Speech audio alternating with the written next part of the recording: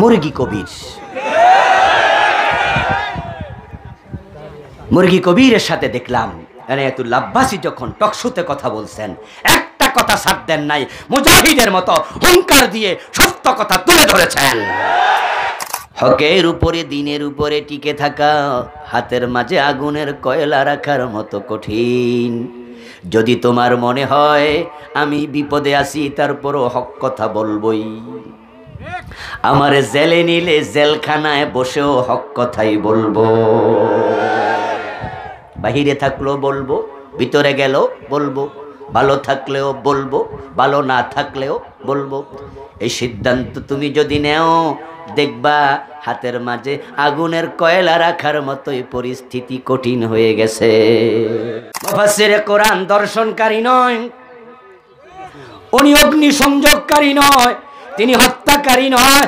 যারা মামলা দিছে তারাও জানে, মামলার বাদীও জানে, সাক্ষীও জানে, যে হাকিম রায় দিয়েছে সেও জানে এই মুফাসসির দর্শনকারী হতে পারে না।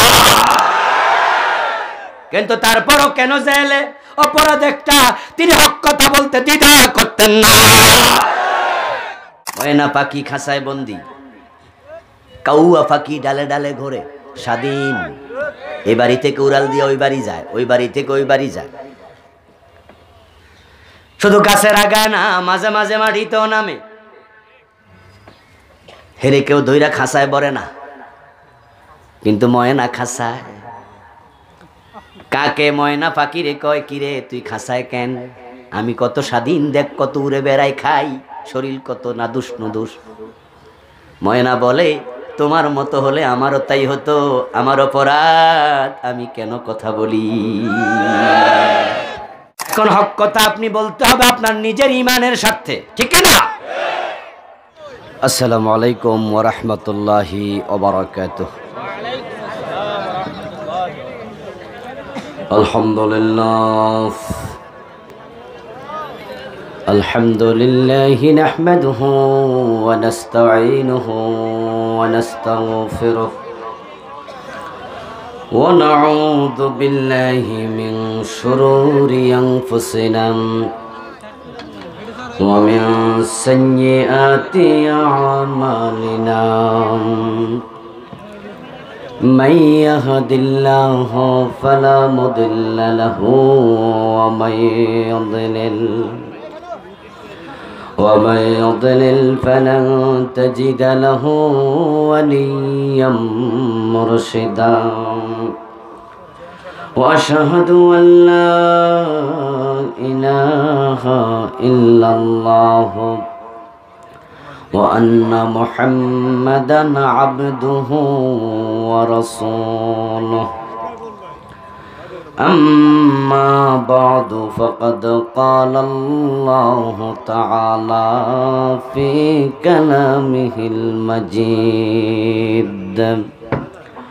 সকলে মেহেরবানি করে আমার সাথে পড়ুন, আউযু বিল্লাহি মিনাশ শাইতানির রাজিম। বিসমিল্লাহির রহমানির রহিম। ومن الناس من يقول آمنا بالله وباليوم الآخر وما هم بمؤمنين يخادعون الله والذين آمنوا وما يخدعون إلا أنفسهم وما يشعرون. في قلوبهم مرض فزادهم الله مرضا ولهم عذاب أليم بما كانوا يكذبون.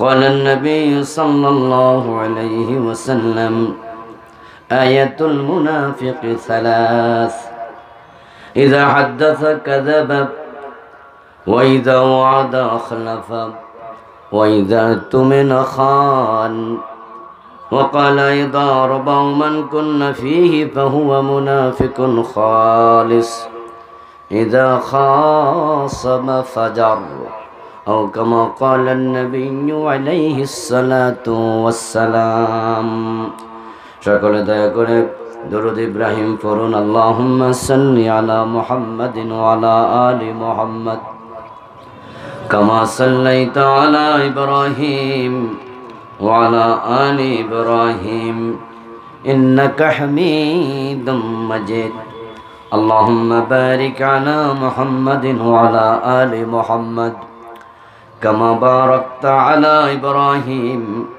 وعلى آل إبراهيم إنك حميد مجيد اللهم صل وسلم وبارك عليه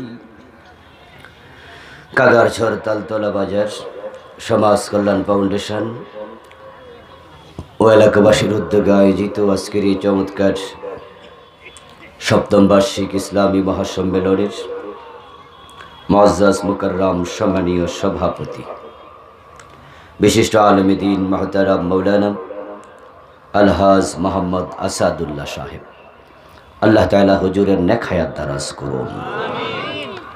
সম্মানীয় প্রধান অতিথি, যিনি আমার পূর্বে অত্যন্ত সংক্ষেপে খুবই গুরুত্বপূর্ণ কিছু কথা বলেছেন, ৫ নং বরদিয়া ইউনিয়ন পরিষদের নন্দিত চেয়ারম্যান, তারুণ্যের অহংকার মুহতারাম জনাব নাজমুল হুদা রুবেল, আল্লাহ তাআলা বাইকে দ্বীনের জন্য কবুল করুন।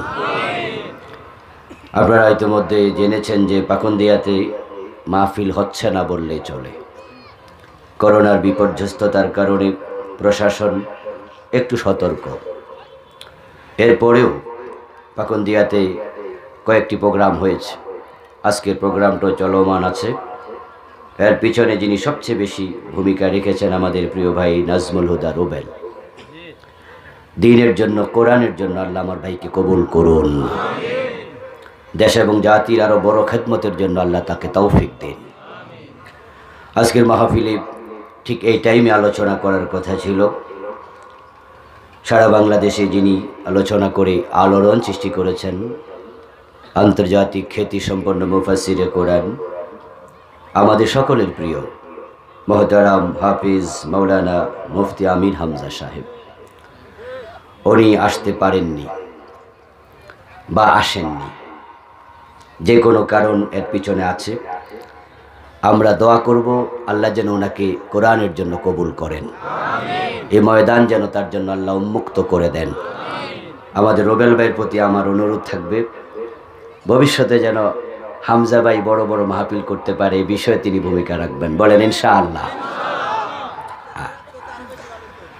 আজকে আসতে পারেননি, এই মুহূর্তে তো আর ওনাকে আনা সম্ভব নয়। আমরা ভবিষ্যতের জন্য নাজমুল হুদা রুবেল ভাইয়ের কাছে অনুরোধ রাখছি, ইনশাআল্লাহ তিনি চাইলে পারবেন, পরিবেশ আল্লাহ করে দেবে, ঠিক না? এই জন্য তাকে ভূমিকা রাখার আমি বিশেষ অনুরোধ করছি। আমার পূর্বে মুহতারাম মাওলানা মাহফুজুর রহমান ভাই কথা বলেছেন, কথা বলবেন হয়তো আমার পরেও কেউ। আল্লাহ তাআলা সকলকেই দ্বীনের খাদেম হিসাবে কবুল করুন। আমার পরে কেউ নাই। গত পরশুদিন মাহফিল করছিলাম আমাদের রুবেল ভাইয়ের বাড়ির পাশে, রাত 11টা মনে আমি সারছিলাম। তো আমার পরে শীতের মাঝে আর কোনো বক্তা থাকবে এটা আমি ধারণাও করিনি, কিন্তু পরে একজন বক্তা স্টেজে গিয়েছেন, এটা দেখে আমিও বিব্রত হয়েছি। লোকজন উঠে চলে গেছে, এতে করে একজন আলেমের অসম্মান হয়। মাহফিল কমিটির এটা ভুল ছিল যে আমার পরে ওনারা রাতের 11টা ওনাকে নিয়েছেন। যদিও স্টেজে উঠে বক্তা আমার উপরে একটু রাগ দেখাইছেন, মাইকে উনি ঘোষণা করছিলেন, আমি কেন ওনার নাম বললাম না। এটা তো আমার জানা ছিল না যে রাতের 11টা আমার পরে আরেক বক্তা থাকবে শীতের মাঝে। এটা তো প্রধান বক্তার পরে কি বক্তা থাকে? প্রধান বক্তার পরে তো সভাপতি হয়তো কিছু কথা বলে বা বলে না, কিন্তু স্টেজে উঠে তিনি মাইকে বলা শুরু করলেন যে আমি অহংকার করেছি, আমি ওনাকে ছোট করেছি।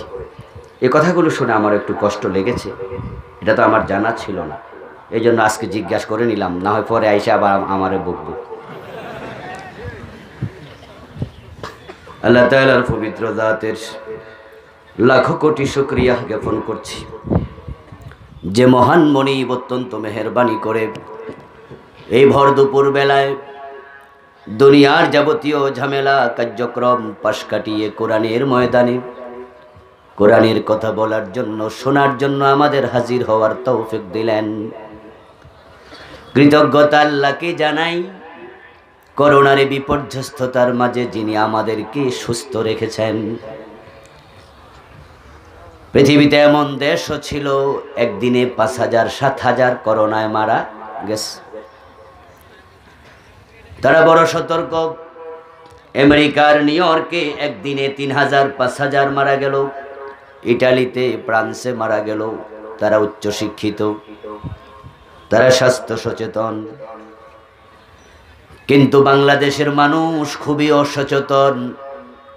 অনেকে স্বাস্থ্যবিধি কি এটা বোঝেই না। করোনার যখন চরম লকডাউন চলছিল তখনও কারণ বাজারে লকডাউন দেখা যায় নাই, রিক্সাওয়ালারা লকডাউন মানে নাই। রাস্তার পাশে বসে মহিলা পান খায়, সাংবাদিক জিজ্ঞাসা করতেছে আপনার মাস্ক কই? মহিলা কয় মাস্ক লাগবো না, আমি পান খাই। পান খাইলে করোনা হয় না। কয়দিন আগে একটা সিএনজিতে করে আমি যাচ্ছিলাম ঢাকায়, কাছে এক জায়গা থেকে আরেক জায়গায়, উঠে ড্রাইভারকে বললাম এই ভাই মাস্ক পরেন না কেন? ড্রাইভার বলতেছে হুজুর আমরা গরিব মানুষ, আমরা আর করোনা হইব না, আপনি সাবধান।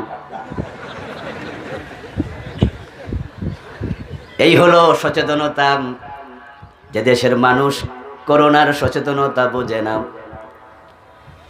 বড় বড় উন্নত রাষ্ট্র কুপকাত আমাদেরকে নিরাপত্তার চাদর দিয়ে আবৃত করে রেখেছেন কে? করোনার সেই প্রকোপ থেকে শুরু করে এখন পর্যন্ত এখনো 10,000 বাংলাদেশে মরে নাই, মানে 5,000-এর কিছু বেশি হয়েছে। যে আল্লাহ তাআলা আমাদেরকে নিরাপদে রাখলেন, ভালো রাখলেন, রোদের মাঝে কোরআনের কথা শোনার জন্য বসে যাওয়ার মতো মন মানসিকতা দিলেন, এই সব নিয়ামতে যিনি আমাদেরকে ধন্য করলেন, আমরা আলোচনার শুরুতে মন প্রাণ উজাড় করে অন্তরের সবটুকুন শ্রদ্ধা এবং ভালোবাসা দিয়ে আমাদের সে মনিব আল্লাহ তাআলাকে শুকরিয়া জানাই, কৃতজ্ঞতা জানাই। সবাই মিলে জোরে জোরে একবার কালিমাতুশ শুকর পড়ি আলহামদুলিল্লাহ।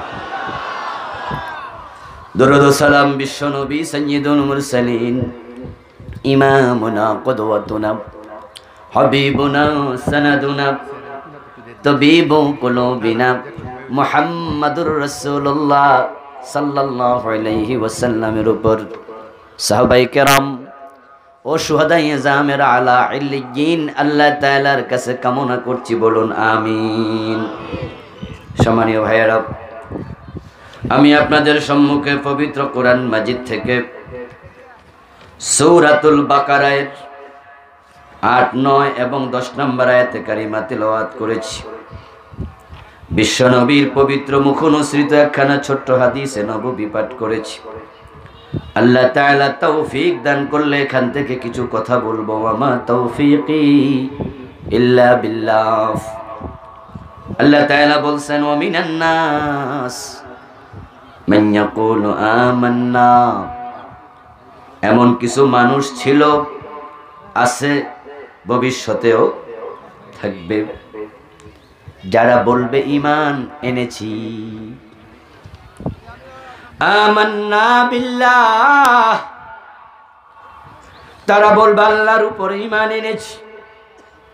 ওয়া বিল ইয়াউমিল আখির, আখিরাতের উপরও ঈমান এনেছি। অন্য সূরাতে আল্লাহ বলেন ইয়াকুলুনা আমান্না বিল্লাহি ওয়া বির রাসূল, তারা বলবে আল্লাহর উপরে ঈমান আনছি, রাসূলের উপরেও আনছি, আখিরাতের উপরও এনেছি। কিন্তু ওয়া মা হুম বিমুমিনিন, অথচ তারা মুমিন নয়। ওয়ামা উলাইকা বিল মুমিনিন, আল্লাহর উপর ঈমান আনছি, রাসূলের উপরও আনছি, আল্লাহ কয় তারা মুমিন হয় নাই। ইউখাদিউন আল্লাহ ওয়াল্লাযীনা আমানু, তারা নিজেদেরকে ঈমানদার দাবি করে আল্লাহ এবং মুমিনদেরকে ধোঁকা দিতে চায়। ওয়ামা ইয়াখদাউনা ইল্লা আনফুসাহুম, আল্লাহকে ধোঁকা দেয়া যায় না, নিজেরাই ধোঁকা খায়। ওয়ামা ইয়াশউরুন, কিন্তু এটা বোঝার ক্ষমতা তাদের নেই। কেমনে বুঝবে? বুঝার জন্য যে আকল, সেই আকল বিভ্রান্ত। তাদের কলবের মাঝে রোগ হয়ে গেছে, ফি কুলুবিহিম মারাদ, তাদের কলবের মাঝে রোগ। তরকারি পাকানো হলো, 10 জন বসে তরকারি দিয়া মজা করে খাচ্ছে ভাত। তাদের মাঝে একজন আছে যে নাক ছিটকায়, বলে তিতা তিতা লাগে, স্বাদ নয়, কি তরকারি রাঁধছো? আরেকজন গায়ে হাত দিয়া কয় তোর তো জ্বর উঠছে। জ্বর ওঠার কারণে তোর জিহ্বার স্বাদ নষ্ট হয়ে গেছে, দোষ তরকারিতে না তোর জিহ্বাতে। কথা কোন? জ্বর ওঠার পরে জিহ্বার স্বাদ নষ্ট হয় কিনা? দোষ কি তরকারির? স্বাদ যে নাই সে বুঝার ক্ষমতা নাই, কারণ জিহ্বাতে সমস্যা। আল্লাহকে ধোঁকা দেয়া যায় না, এটা সম্ভব নয়। ওয়ামা ইয়াখদাউনা ইল্লা আনফুসাহুম, তারা নিজেদেরকে ধোঁকা দিচ্ছে, তবে ওয়ামা ইয়াশউরুন, তাদের বুঝার ক্ষমতা নেই, লোপ পেয়েছে। ফি কুলুবিহিম মারাদ ফাযাদাহুমুল্লাহু মারাদা, তাদের কলবের মাঝে রোগ ঢুকেছে, তারা তাওবা করে ভালো হয় না, তাই আল্লাহ দিন দিন তাদের এই রোগ আরো বাড়ায়া দিচ্ছেন। কলবে যাদের রোগ আছে তাদেরকে বলে মুনাফিক। আমার বন্ধু, কলবের রোগ হলে তাওবা করতেই হবে। নিফাক থেকে যদি মুক্ত না হন, এই রোগ নিয়ে যে মারা যায়, ওয়ালাহুম আযাবুন আলীম, তার জন্য কঠিন আযাব প্রস্তুত করা আছে। যাদের কলবে রোগ আছে তাদের জন্য জাহান্নাম। আমরা যারা আজকের এই মাহফিলে এসেছি, আমরা কেউ জাহান্নামে যেতে আসি নাই, ঠিক না? আমরা কেউ জাহান্নামে যেতেও চাই না। এজন্যই প্রতিদিন আমরা ফজরের পরে, মাগরিবের পরে 7 বার আল্লাহর কাছে দোয়া করি, আল্লাহুম্মা জিরনা মিনান নার। রাসূলুল্লাহ বলেছেন, এই দোয়া যে ব্যক্তি সকাল বেলায় ফজরের পর 7 বার বলবে, হে আল্লাহ, জাহান্নাম থেকে প্রার্থনা করছি আশ্রয়, আমাকে আশ্রয় দাও। সন্ধ্যার আগে মারা গেলে আল্লাহ তাকে জাহান্নাম দেবেন না। এই দোয়া যে ব্যক্তি সন্ধ্যার পরে, মাগরিবের পর 7 বার পড়বে, সকাল হওয়ার আগে যদি মারা যায়, ওই রাতে মারা গেলে আল্লাহ জাহান্নাম দেবেন না। এই দোয়া আমরা প্রায়শই পড়ি। রাসূলুল্লাহ সাল্লাল্লাহু আলাইহি ওয়াসাল্লাম নিজে দোয়া করতেন, আল্লাহুম্মা ইন্নী আসআলুকা রিদাকা ওয়াল জান্নাহ ওয়া আউযু বিকা মিন সাখাতিকা ওয়া আযাবিন নার। আল্লাহ দোয়া শিখিয়েছেন, রব্বানা আতিনা ফিদ দুনিয়া হাসানা ওয়া ফিল আখিরাতি হাসানা ওয়া কিনা আযাবান নার। হে আল্লাহ, তুমি আযাব থেকে আমাকে বাঁচাও। ইন্না আযাবাহা কানা গারামা, তুমি আযাব থেকে বাঁচার প্রার্থনা করো, কারণ জাহান্নামের আযাব বড়ই কঠিন। ওই জাহান্নামে গিয়ে 1 সেকেন্ড থাকার ক্ষমতা কারো নেই। কুল্লামা নাদিজাত জুলুদুহুম বাদদালনাহুম জুলুদান গায়রাহা লিয়াযুকুল আযাব। ওই জাহান্নামে ফেলার সাথে সাথে গায়ের চামড়া মাংস হাড্ডি সব 1 সেকেন্ডের ভিতরে জ্বলে পুড়ে ছাই হয়ে যাবে। না রকম জুজুম মিন 70 জুজইম মিন নারি জাহান্নাম। ব্রিক ফিল্ডে গেলে কিভাবে আগুন জ্বলে, ওই ব্রিক ফিল্ডের আগুনের বের হওয়ার জায়গা দিয়া একটু চোখ দিয়ে দেখবেন, যেখান দিয়ে কয়লা ঢালেন, কয়লা ফেলার সাথে সাথে আগুন কিভাবে বিক্ষিপ্ত হয়ে উঠতে থাকে, অগ্নিশিখাগুলো ধাউ ধাউ করে জ্বলতে থাকে। ওই ব্রিক ফিল্ডের আগুনে যদি কোনো মানুষকে ফেলে দেয়া হয়, জ্বলে পুড়ে ছাই হতে 10 মিনিটও লাগবে না, অঙ্গার হয়ে যাবে। আল্লাহ বলেন দুনিয়ার আগুন জাহান্নামের আগুনের তুলনায় মাত্র 1 গুণ, জাহান্নামের আগুন এর চেয়ে 70 গুণ বেশি তেজদীপ্ত। ওখানে তোমরা যেও না। আমরা জাহান্নামে যেতে মাহফিলে আসি নাই, জাহান্নাম থেকে বাঁচতে এসেছি, ঠিক না? জাহান্নামীদেরকে যখন জাহান্নামের ফেরেশতারা টেনে হেসড়ে নেবে, জাহান্নামের দরজায় দাঁড়ানো দারোগা জাহান্নামীদেরকে লক্ষ্য করে বলবে, মা সালাকাকুম ফি সাকার, তুমি জাহান্নামে কেন আসলা, কেন আসলা? কে তোমাকে এখানে এনেছে, কেন তুমি আসলা? এটা তো এমন জায়গা যেখানে বাঁচা যায় না, আবার এমন জায়গা যেখানে মৃত্যু কোনোদিন আসবে না। লা ইয়ামুতু ফিহা ওয়ালা ইয়াহইয়া। জাহান্নাম এমন এক জায়গা, আল্লাহ পাক রব্বুল আলামিন জাহান্নামে মানুষকে ফেলার আগে জাহান্নামের ফেরেশতাদেরকে বলবেন, যাও যাও, আমার সম্মুখে দুনিয়ায় সবচেয়ে আরামে যে ছিল, টাকাওয়ালা, পয়সাওয়ালা, ক্ষমতাওয়ালা, যা চেয়েছে তাই হয়েছে, স্বর্ণ দিয়ে টয়লেট বানাইছে, আঙ্গুলের ইশারায় পৃথিবীর বড় বড় রাষ্ট্র পৃথিবীর মানচিত্র থেকে পরমাণু বোমা দিয়ে শেষ করে দিয়েছে, হিরোশিমা নাগাসাকির মতো দুনিয়ার মানচিত্র থেকে শহর মুছে দিয়েছে।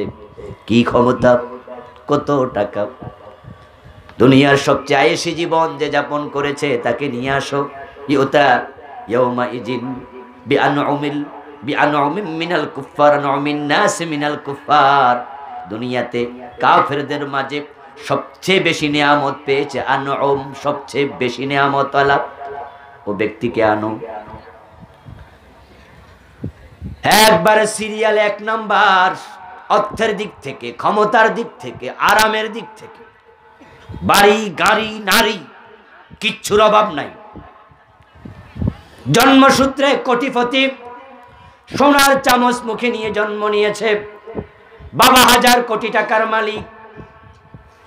এমন হাসপাতালে জন্ম নিয়েছে যে হাসপাতালে সাধারণ মানুষের প্রবেশ অধিকার নাই। এত আরামে জীবন কাটিয়েছে, কল্পনাতীত। তাকে হাজির করা হবে। এবার আল্লাহ জাহান্নামের ফেরেশতাদেরকে বলবেন, উগমুসুহু ফিন্নারে গামসাতান ওয়াহিদা, তাকে 1 সেকেন্ডের জন্য একটু জাহান্নামে ঢুকায়া তারপরে আমার কাছে হাজির করো। দুনিয়ার সবচেয়ে বেশি আরামায়েশী লোকটাকে হাজির করা হবে, জাহান্নামে 1 সেকেন্ডের জন্য ঢুকানো হবে। তারপর আবার আল্লাহর সামনে আল্লাহ তাআলা বলবেন, নিয়ে আসো, নিয়ে আসা হবে। এবার আল্লাহ তাকে জিজ্ঞাসা করবেন, এ ফুলান, ও আল্লাহর বান্দা, আমার বান্দা, ও অমুক, তুমি তো দুনিয়ায় বড় লোক ছিলা, কত 1000 কোটি টাকা তোমার ছিল, তুমি নিজেও গণতে পারতা না, কম্পিউটার লাগতো। তোমার তো ক্ষমতার অভাব ছিল না, আঙ্গুলের ইশারায় কত কিছু হয়ে যেত। তুমি কত সুখে ছিলে, কত নিয়ামত আমি তোমাকে দিয়েছি, তার তো হিসাব নাই। আমারে কয়েকটার নাম একটু শোনাও, তুমি কোন কোন নিয়ামত দুনিয়ায় পেয়েছো। 1 সেকেন্ড জাহান্নামের শাস্তি ভোগ করার পরে ওই লোকটা দুনিয়ার সব নিয়ামতের কথা ভুলে যাবে। বলবে মা আসাবাতনি নিয়ামতান কত্তুন, সে বলবে আমি দুনিয়ায় কোনো নিয়ামত চোখেও দেখি নাই, আমি কোনো নিয়ামত পাই নাই। জাহান্নামে এত মারাত্মক জায়গা। ওয়ালাহুম আযাবুন আলীমুম বিমা কানু ইয়াকযিবুন। আমার তেলাওয়াতকৃত 3টি আয়াতের 3 নম্বর আয়াতের শেষ অংশ সূরা বাকারার 10 নম্বর আয়াত। আল্লাহ কয় কিছু লোকের জন্য আমি সে জাহান্নাম প্রস্তুত করে রেখে দিয়েছি। আল্লাহ জাহান্নাম বানাবেন না বানায়া রেখেছেন। এবার আপনারা বলুন তো, পৃথিবীর মানুষের মাঝে জান্নাতি বেশি না জাহান্নামী বেশি?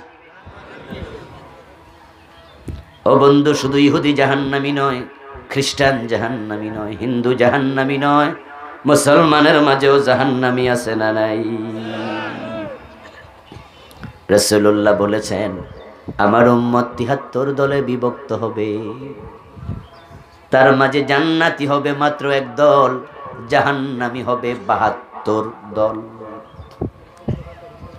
রাসূলের উম্মত বলতে হিন্দু বোঝায়, খ্রিস্টান, ইহুদি, আপনারা, আমরা। تفترق أمتي على 73 ملة كلهم في النار إلا واحدا। রাসূল সাল্লাল্লাহু আলাইহি ওয়াসাল্লাম বলেন ৭৩ দল আমার উম্মত গুলো হবে, কুল্লুহুম ফিন্নার ইল্লা ওয়াহিদা, তাদের সবগুলো জাহান্নামী হবে, জান্নাতি মাত্র 1 দল হবে। জাহান্নামীদের সংখ্যা নিয়ে আলোচনা করতে গিয়ে রাসূলুল্লাহ বলেছেন জাহান্নামী যখন হবে, হাসরের মাঠ থেকে আল্লাহ 1000 মানুষকে যদি আলাদা করেন, করে বিচার করেন, তাদের মাঝে মাত্র 1 জন জান্নাতি পাওয়া যাবে, বাকি 999 জন সংখ্যায় জাহান্নামী হবে। একটা কালো বলদ, ওই কালো বলদ গরুর পুরা দেহ খুঁজলে যেমন সাদা চুল পাওয়া কঠিন হবে, পুরা দেহের মাঝে কালো চুল। হাসরের ময়দান থেকে যখন আল্লাহ বিচার করে জান্নাত জাহান্নামে দেবেন, জাহান্নামীদের সংখ্যা ওই কালো বলদের কালো চুলের মতো হবে। সাদা চুল পাওয়া যেমন কঠিন, জান্নাতি খুঁজে পাওয়াও হবে তেমন কঠিন। আজকের পৃথিবীতে মানুষের সংখ্যা প্রায় 800 কোটি। 800 কোটি মানুষের মাঝে 250 কোটি মুসলমান, বাকি 650 কোটি কাফের। জবাব দিন, কাফেররা জান্নাত পাবে? সবাই কথা বলতে হবে। কাফেররা জান্নাত পাবে? তাহলে 650 কোটি জাহান্নামী। মান ইউশরিক বিল্লাহ ফাকাদ হারামাল্লাহু আলাইহিল জান্নাহ ওয়া মাওয়াহুন নার ওয়া মা লিয-যালিমিনা মিন আনসার। 650 কোটিটাই জাহান্নামী। ফালা নুকিমু লাহুম ইয়াওমাল কিয়ামাতি ওয়াজনা, ওদের জন্য কোনো মিজানের পাল্লাও নাই, তাদের হিসাবের দরকারও নাই। আল্লাহ বলে তাদের জন্য আমি পাল্লাও দাঁড় করাবো না। 650 কোটি ডাইরেক্ট জাহান্নাম। 650 কোটিকে ফেরেশতারা ধরে ধরে ফেলে দেবে। ফালা নুকিমু লাহুম ইয়াওমাল কিয়ামাতি ওয়াজনা, আমি তাদের ওজন করব না, বিচারই করব না, ডাইরেক্ট জাহান্নাম। এখন বাকি থাকলো কারা? 650 কোটির মাঝে জাহান্নামী সবাই, 800 কোটির মাঝে আর 250 কোটি মুসলমান। এখন এই 250 কোটির মাঝে তাসলিমা নাসরিনের নাম আছে না নাই?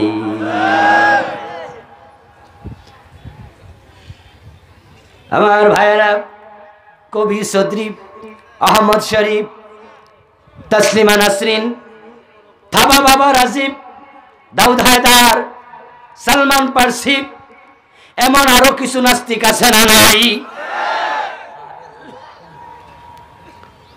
মুসলমান এই 250 কোটি তারা হয়ে যাবে আবার 73 দলে বিভক্ত। এই 73 দল থেকে জান্নাতি হবে সামান্য কয়জন।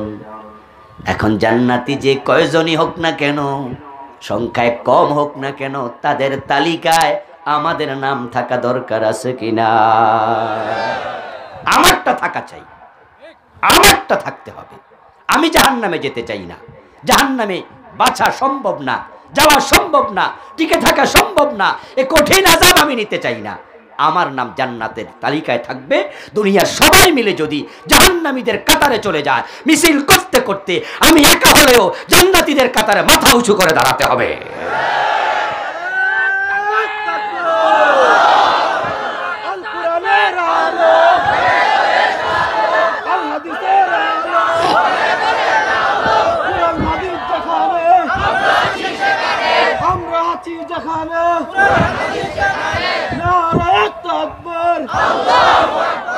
আমার ভাইয়েরা, জান্নাতীদের কাতারে মানুষ কম হবে, আশা করি বিষয়টা বুঝতে পারছেন, ঠিক না? একবারে কম। কাফেররা তো গেলই, এখন 250 কোটি আবার 73 দল। সেখানে আপনার নাম থাকতে হবে। যদি থাকেন আপনি সফল, আপনার কপাল ভালো। ফামান যুহজিহা আনিন নারি ওয়া উদখিলাল জান্নাহ ফাকাদ ফাজ। আল্লাহ তাআলা বলেন, যে ব্যক্তিকে জাহান্নাম থেকে নিষ্কৃতি দেয়া হলো এবং জান্নাতে প্রবেশ করানো হলো, সেই সফল হয়ে গেছে। আর যে জান্নাত পায় নাই, তার মতো হতভাগা দুনিয়াতে আর নাই।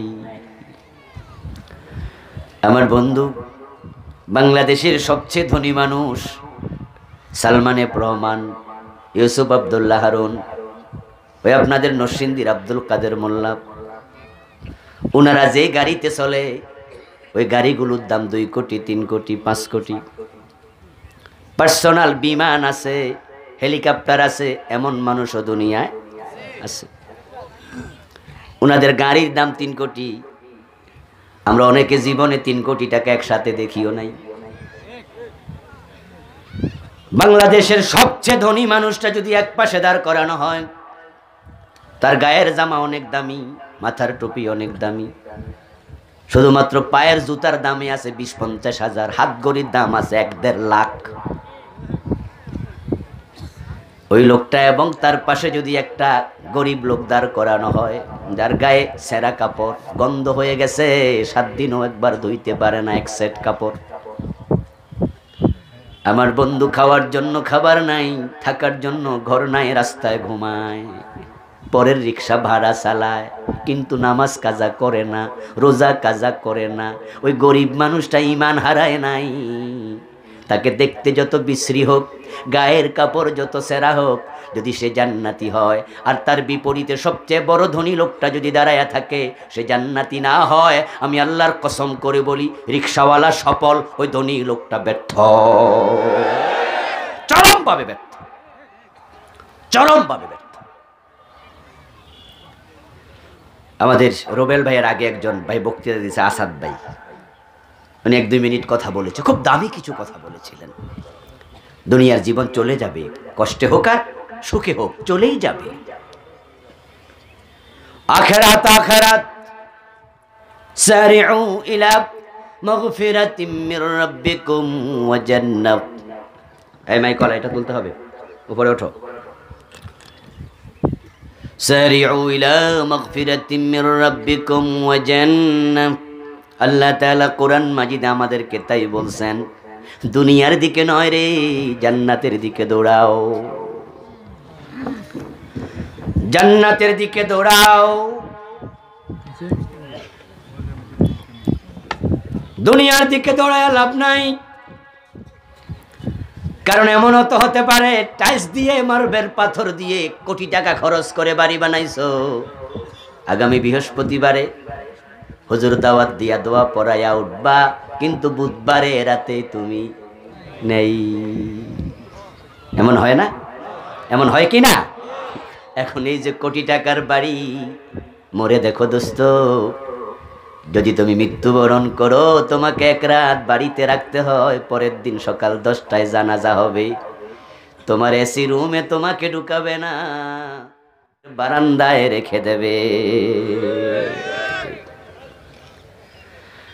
কোটি টাকা থাইকা লাভ কি? 1000 কোটি টাকা ব্যাংকে আছে, মরে দেখো কাপনের কাপড়ে পকেট থাকে না, সাথে 1 টাকাও দেয়া হবে না। এজন্য তুমি আখেরাতকে প্রাধান্য দাও। একটু আওয়াজ করে বলুন তো, আমরা আখেরাতকে প্রাধান্য দিচ্ছি না দুনিয়াকে? সত্য কথা বলেছেন, আল্লাহর কথাও এটা, বলতো সিরুনাল হায়াতাদ দুনিয়া ওয়াল আখিরাতু খায়রু ওয়া আবকা। আল্লাহ বলে, দুনিয়ার মানুষ, তোমরা দুনিয়াকে পাইয়া আখেরাত ভুলে গেছো, প্রাধান্য দিয়েছো। আমার ভাইরা, तमाम পৃথিবীর মানুষগুলো কয়েকটি ভাগে বিভক্ত হয়ে গেছে। মৌলিকভাবে মানুষগুলো বিভক্ত হলো, তাদের মাঝে একটি ভাগ জান্নাতি, বাকি সব হবে জাহান্নামী। মৌলিকভাবে মানুষগুলো 5 ভাগে বিভক্ত হলো। এক ভাগটার নাম হলো মুলহিদ নাস্তিক, আরেক ভাগের নাম কাফির, আরেক ভাগের নাম মুশরিক, আরেক ভাগের নাম মুনাফিক। এই 4টা ভাগ ডাইরেক্ট জাহান্নামী হবে, জান্নাতি হবে মাত্র 1 ভাগ, যারা প্রকৃত মুমিন মুসলিম।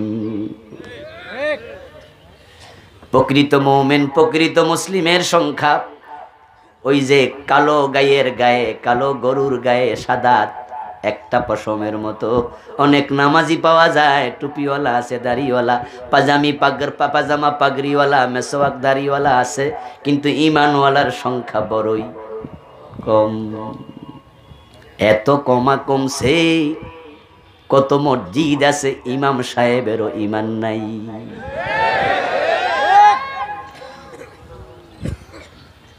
আমার ভাইয়ারা, বাংলাদেশে মাজার মসজিদ পাওয়া যায়, মাজার মসজিদ, মাজারের টাকায় মসজিদ চলে, এমন মসজিদ আছে? মাজারে মানত করা জায়েজ না হারাম? ওই হারাম টাকায় মসজিদ চলতেছে। ওখানে ল্যাংটা, গাজাওয়ালা, লম্বা চুলওয়ালা, নাচওয়ালা, গানওয়ালা অভাব নাই, মানতওয়ালার অভাব নাই। ওখানে টাকা দেয় মাজারে, ওটা দিয়ে মসজিদ চলে। হুজুরে খায়, খাইয়া মোটা হচ্ছে। সেখানে মাজারে সেজদা দেয়, হুজুর ইমান নিয়ে বাধা দিতে যায় না, বরং মুস্কি মুস্কি হাসে, টাকা যত দিবা বেতন তত বাড়বো। শিরিক দেখার পরে যেই ইমাম বাধা দেয় না, চুপ করে থাকে, ওই ইমামের ইমান থাকতে পারে না, সেই ইমান হারা হয়ে গেছে।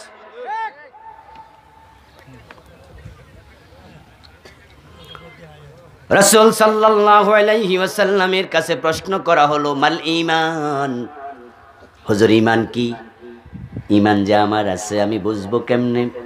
বিশ্বনবী বললেন, ইজা সাররাতকা হাসানাতুকা ওয়া সাআতকা সাইয়্যাতুকা ফাআনতা মুমিন।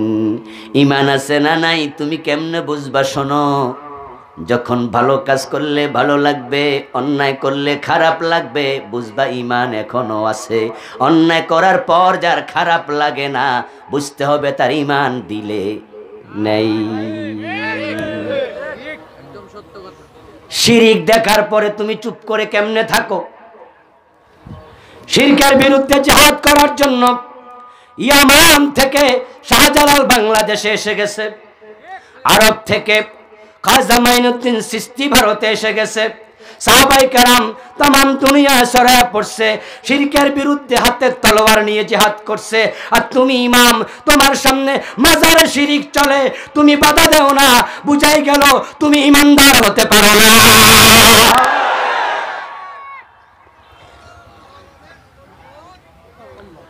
এমন অবস্থা যে হবে, বিশ্ব নবী বহু আগে বলে গেছেন, قال النبي صلى الله عليه وسلم يأتي على الناس زمان يجتمعون في المساجد ليس فيهم مؤمن এমন একটি জামানা আসবে যেই জামানার মানুষগুলো মসজিদে জামাতের সাথে নামাজ পড়বে, জিকির আজকার করবে, মসজিদে চিল্লা দেওয়ার জন্য যাবে, সকাল বিকাল মসজিদে থাকবে, গোল হয়ে জিকির করবে, ইমামের পিছনে নামাজও পড়বে, লাইসা ফীহিম মুমিন, কিন্তু তাদের মাঝে ইমানদার একটাও থাকবে না।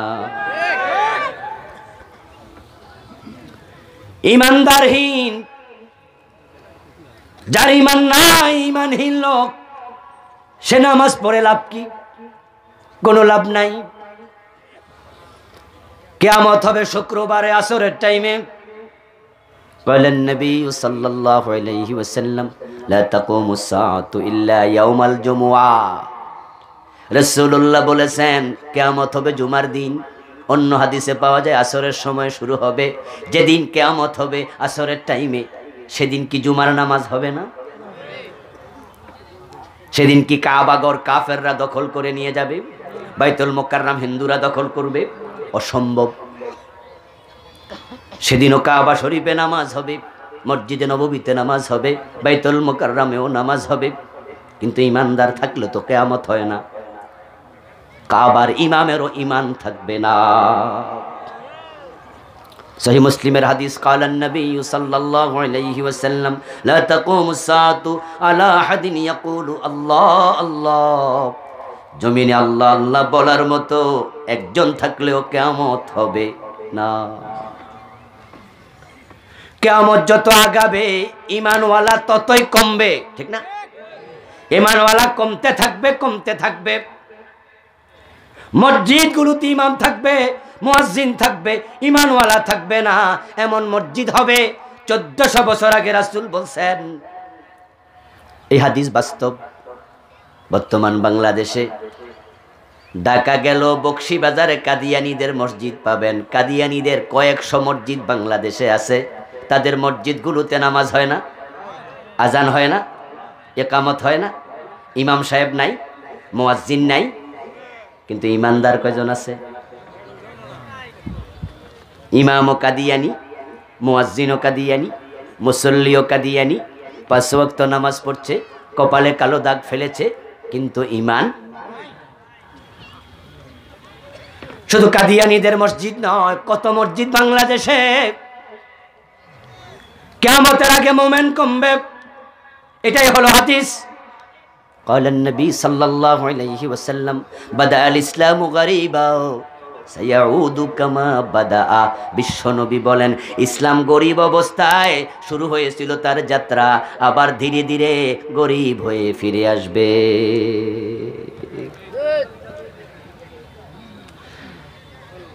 কিন্তু আপনি উল্টা বুঝতে পারেন, হুজুর কি বলছেন এসব? ইমামদের ইমান থাকবে না, কেমনে হলো? মুসলমান তো বাংলাদেশে এখন 16 কোটি, কমলো কই? স্বাধীনতার সময় বাংলাদেশে মানুষ ছিল 7 কোটি, 7.5 কোটি, এখন হয়ে গেছে 18 কোটি। বাংলাদেশে মুসলমান ছিল 7 কোটির মাঝে 6 কোটি, এখন 18 কোটির মাঝে 16 কোটি। মুসলমান কমছে না বাড়ছে? আগামী 30 বছর পরে মানুষ হয়ে যাবে 20 থেকে 25 কোটি। মুসলমান তখন কমবে না, আরো বাড়বে। মসজিদ ছিল স্বাধীনতার সময় 50,000 ধরেন, এখন মসজিদ 3.5 লাখ। প্রতি বছর নতুন নতুন মসজিদ হয় না? মসজিদ বাড়তেছে, মুসল্লি বাড়তেছে, ইমাম বাড়তেছে, মুয়াজ্জিন বাড়তেছে। যদি 50 বছর পরে কিয়ামত হয়, তাহলে বাংলাদেশে মানুষ হয়ে যাবে 30 কোটির কাছাকাছি। মুসলমান তো শুধু বাড়বে। তাহলে কিয়ামত হবে কেমনে? একজন মুমিন থাকলেও তো কিয়ামত হবে না। মুসলমান যেই হারে বাড়তাছে, সরকার কয় 2 জন যথেষ্ট, আমরা কই মোড়েও না, আরো বেশি নি। সরকার আইন বানাইছে, ছেলে হোক মেয়ে হোক, কথা বলেন না কেন? দুটি কি? এখন নতুন স্লোগান, 2টির উপরে সন্তান নয়, 1টি হলে ভালো হয়।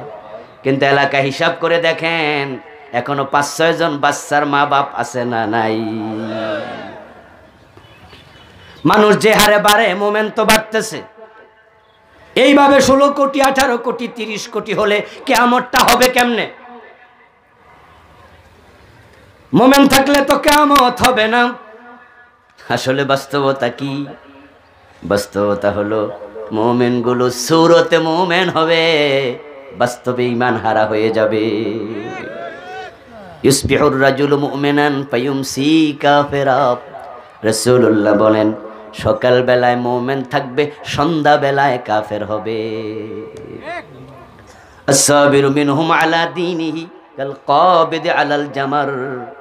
তাদের মাঝে যারা ঈমানের উপরে টিকে থাকতে চাইবে তাদের জন্য অবস্থা বড় সঙ্গীন হয়ে যাবে।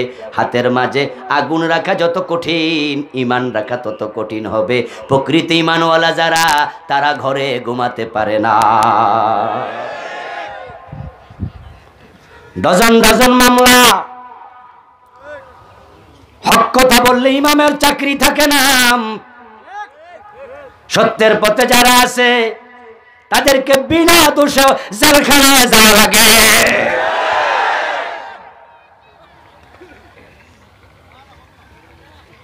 আর আপনি চুপ হয়ে যাবেন, অন্যায় দেখবেন, চুপ থাকবেন, আপনার অসুবিধা নাই। আপনি বড় পাগড়িওয়ালা, বড় টুপিওয়ালা, আপনি অনেক বড় মোমেন, নিজকে ভাবেন সমাজে অন্যায়ের অভাব নাই। ওই অন্যায়গুলো চোখে দেখে আপনি চুপ করে থাকবেন। বোবার কোনো শত্রু নাই। আপনার বিপদ আপদ বাড়ির চারপাশেও আসবে না। আপনি মনে মনে বলবেন হুজুর আমি তো ঈমানওয়ালা, আমার বিপদ কই? আমি তো ঘরে ঘুমাই, আমার তো বেতন দিন দিন বাড়ে, আমি ওয়াজ করি, নসিহত করি, পেটও বড় হয়, গর্দানও মোটা হয়, ফুলের মালাও পাই, ঈমান গেল কেমনে? হাতের মাঝে আগুন রাখা যত কঠিন, আমি তো কোনো কঠিনত কিচ্ছু দেখি না। রাসূলের হাদিস মিথ্যা না। তুমি চুপ থেকেছ, তুমি বোবা শয়তান হয়ে আছো।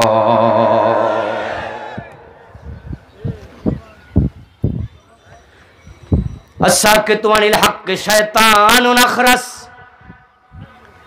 হক কথা বলবা না, অন্যায়ের বিরুদ্ধে প্রতিবাদ করবা না, তুমি বোবা শয়তান। এবার বলুন তো শয়তান কি মুমিন? জোরে বলতে হবে, শয়তান কি মুমিন? তো বোবা শয়তান, তোমার ঈমান আছে, তুমি ভাবলা কেমনে? যারা ন্যায়ের পক্ষে কথা বলে, হকের পক্ষে কথা বলে, তাদের বিপদ। 40 বছর কোরআনের তাফসীর করেছে আল্লাহর বান্দা। तमाम দুনিয়ার মানুষ মুফাসসিরে কোরআন বললে শুধু তাকে চিনে, কিন্তু শুধু হকের কথা বলার কারণে আজকে জেলখানায় রাত কাটানো লাগছে। আর কোনো দোষ নাই, একটাই দোষ, হক কথা বলে। যদি উনিও তোমার মতো চুপ করে থাকতো, হালুয়া রুটির অভাব হতো না, তোমার মতো পিরালি করলে মুড়িদের অভাব হতো না।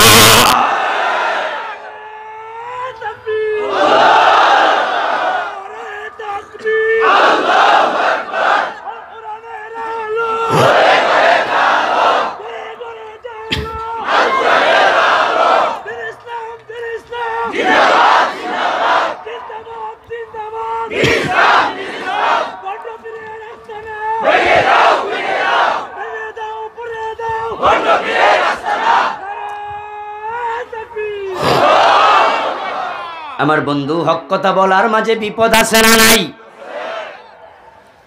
আবু জেহেলের জুলুম দেখে নবী মুহাম্মদ যদি সাপোর্ট করতেন, চুপ থাকতেন, মুস্কি হাসি দিয়া কথা বলতেন, চাচা কেমন আছেন, আবু জেহেল রাসূলের বাড়িতে মিষ্টি বানায়া পাঠাইতো। ফেরাউনের জুলুম দেখে নবী মূসা আলাইহিস সালাম প্রতিবাদ না করলে দেশ ত্যাগ করার প্রয়োজন হতো না। নমরুদের জুলুম দেখে ইব্রাহিম নবী চুপ থাকলে আগুনে পড়া লাগতো না, ঠিক না? আমার বন্ধু, আপনি মজায় আছেন। রাসূলের হাদিস, আস-সাবিরু মিনহুম আলা দীনিহি কাল কাবিদ আলাল জামার।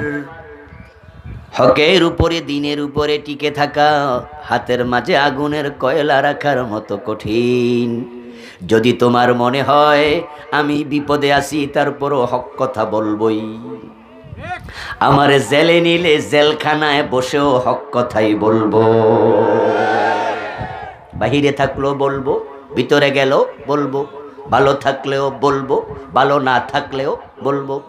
এই সিদ্ধান্ত তুমি যদি নেও, দেখবা হাতের মাঝে আগুনের কয়লা রাখার মতোই পরিস্থিতি কঠিন হয়ে গেছে।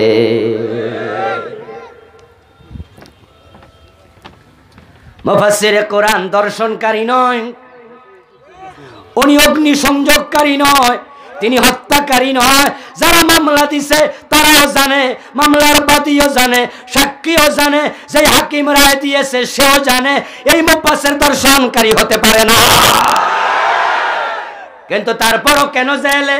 অপরাধ একটা, তিনি হক কথা বলতে দ্বিধা করতেন না।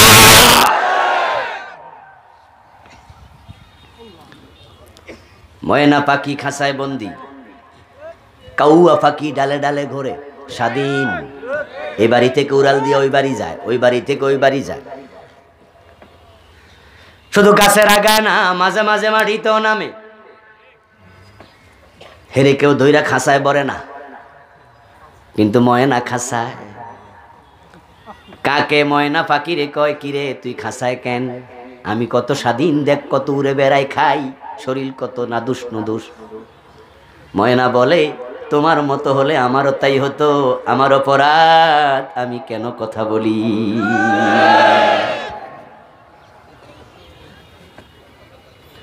এখন হক কথা আপনি বলতে হবে আপনার নিজের ইমানের স্বার্থে, ঠিক না? হক বলবা না, বোবা শয়তান হইবা।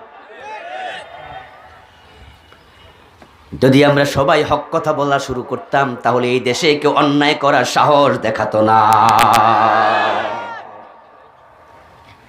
আলহামদুলিল্লাহ, আলহামদুলিল্লাহ। কয়দিন আগে একটি টক শো দেখলাম। টক শোতে কথা বলেছেন বাংলাদেশের একজন প্রখ্যাত আলেম ডক্টর এনায়েতুল্লাহ আব্বাসী। ওনার কিছু কিছু বিষয়ের সাথে আমার দ্বিমত ছিল, কিন্তু ইদানিং আলহামদুলিল্লাহ উনি যে কথাগুলো বলছেন বড় চমৎকার বলছেন। তার সাথে টক শোতে অংশগ্রহণ করেছে বাংলাদেশের এক বুদ্ধি প্রতিবন্ধী, তার নাম দিছে বুদ্ধিজীবী মুরগি কবির।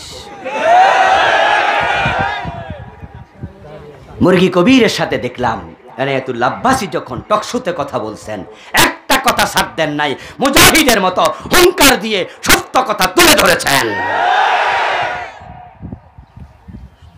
সাহসিকতার সাথে সত্য তুলে ধরার কারণে আমি মুরগি কবিরকে দেখেছি অসহায় হয়ে গিয়েছিল, নাস্তা নাবুদ হয়ে গিয়েছিল। সত্যের পক্ষে যদি আমরা কথা বলা শুরু করি, নাস্তিকরা এই দেশে কথা বলতে পারবে না। এটা শাহজালালের দেশ, শাহ মাকদুমের দেশ, খান জাহানালের দেশ। কিন্তু ঝামেলা হয়েছে এক জায়গায়, আমরা ভালোরা চুপ করে থাকি। আমরা মনে করি আমি তো অন্যায় করি না, অন্যায় অন্য করে, আমার কি? কথা বলতে গেলেই তো বিপদ, বলবো কেন? বিপদে যাব কেন জেনে শুনে? আমরা কথা না বলার নাম দিয়েছি হিকমত। এটা হিকমত নয়, চুপ থাকার নাম হিকমত হতে পারে না। কৌশলে সত্য তুলে ধরার নাম হলো হিকমা। চুপ থাকার নাম হিকমত না। চুপ থাকবা, বোবা শয়তান। আর তুমি বোবা শয়তান হইয়া মোমেন দাবি করো। সবার সাথে তালে তাল মিলাইয়া চলে, তাই শুধু হালুয়া রুটি দেয়। সবাই পীর সাহেব উপাধি দিয়া পানি পড়ার জন্য যায়, হাদিয়া তোফা দেয়, মনে মনে কয় আমি জান্নাতি, জান্নাতের সার্টিফিকেটও দেয়। অথচ বন্ধু, সবার সাথে হাত মিলাইয়া নবী মুহাম্মদ চলেন নাই, ইব্রাহিম নবী চলেন নাই, মুসা নবী চলেন নাই, ঈসা নবী চলেন নাই। তাই তাদের জীবনে বিপদ এসেছে। যার জীবনে হক কথা বলার কারণে বিপদ আসে না, সে নবী মুহাম্মাদের প্রকৃত অনুসারী না।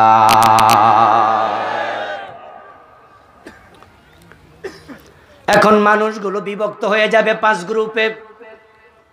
জান্নাতি মাত্র 1 গ্রুপ, যারা মুমিন। আমি এটাই বলেছি, তাদের সংখ্যা কমে যাবে, হক কথা বলার লোক পাওয়া যাবে না। তোমাকে একা হলো হক কথা বলতে হবে। হক কি মিঠা হয় না তিতা হয়? আল হাক্কু মুররুন ওয়ালাউ কানা দুররা। আমার বন্ধু, হক হলো তিতা, যদিও সেটা মুক্তার মতো দামি হোক, এটা সবাই নিতে চাইবে না। হক কথা বললে মাঝে মাঝে নিজের মাও রাগ করে, নিজের বাবাও রাগ করে। হকের ওয়াজ করা সোজা, হক বলা সোজা নয়। মা ছেলেকে উপদেশ দেয়, বাবা সদা সত্য কথা বলিবে, কখনো মিথ্যা বলিবে না, হকের উপরে থাকিবে, না হকের উপরে যাবে না। ছেলে কয়, মা সদা সত্য কথা বলিতে গেলে বিপদ আসিবে, এই জন্য আমি সবসময় বলি না। মা কয়, বেটা আমার কথা শোন, সত্যের উপরে থাকবি, বিপদ আসলে আসুক। কয়, মা হক কথা কইলে তো তুমিও রাগ করো। এই আমি আবার কবে রাগ করছি? কই, মা আমার বাবা মারা গেছে 3-4 বছর হয়ে গেছে, তুমি ঠোঁটে লিপস্টিক দিয়া কারে দেখাও? ফোলা লাড়িল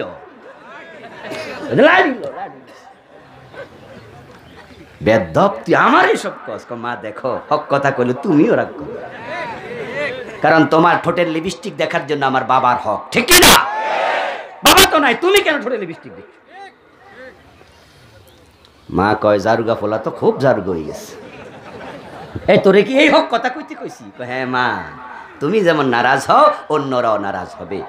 বাস্তবতা হলো, হক বললে মানুষ নারাজ হয়, নবীদের রাস্তাই হচ্ছে এটা। এই জন্য ইব্রাহিম নবী আগুনে পড়েছেন, মূসা নবী দেশ ত্যাগ করেছেন, বিশ্ব নবী দাঁত দিয়েছেন, আমির হামজা কলিজা দিয়েছেন, ইমাম হুসাইন কল্লা দিয়েছেন। এটাই হকের রাস্তা।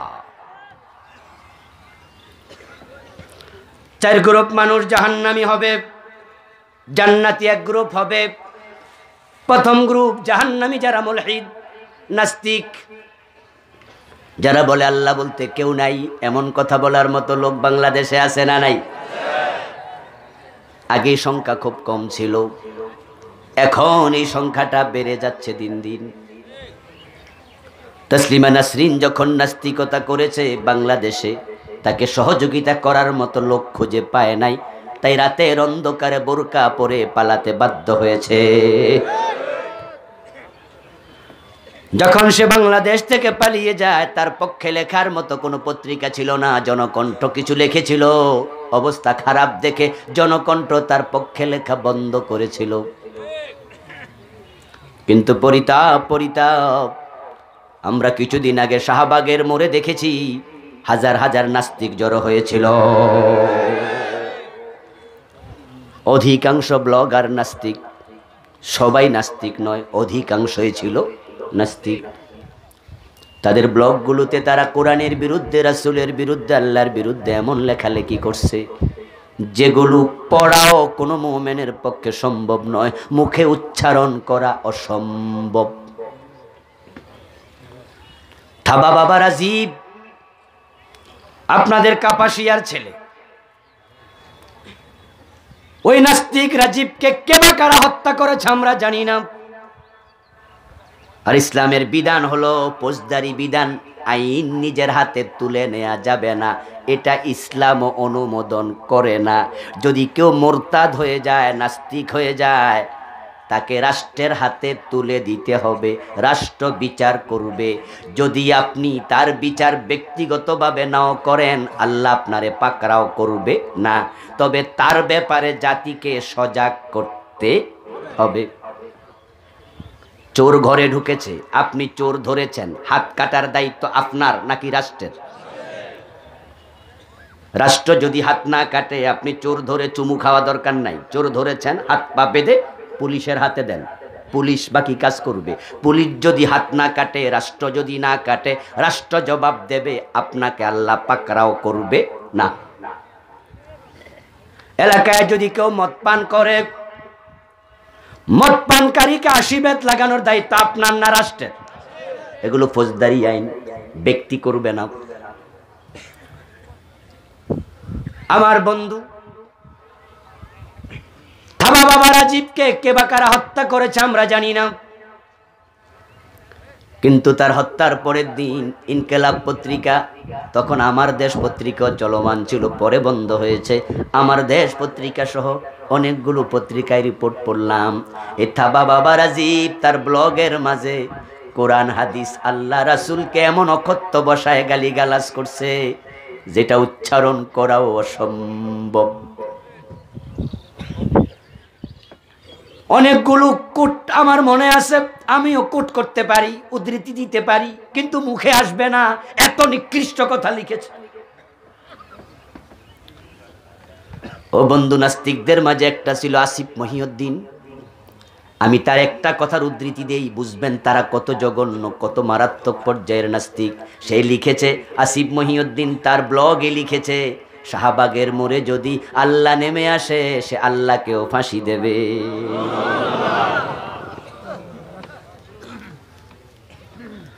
দিন দিন নাস্তিক বেড়ে যাচ্ছে, তারা বলে আল্লাহ নাই, আনসিন ইজ নাথিং, যা দেখি না তা মানি না, দেয়ার ইজ নো গড, আল্লাহ বলতে কিছু নাই। এগুলো কপাল পোড়া, তারা আল্লাহকে দেখতে পায় না, অথচ আমরা সৃষ্টির প্রতিটি অণু পরমাণুতে আল্লাহর অস্তিত্ব খুঁজে পাই।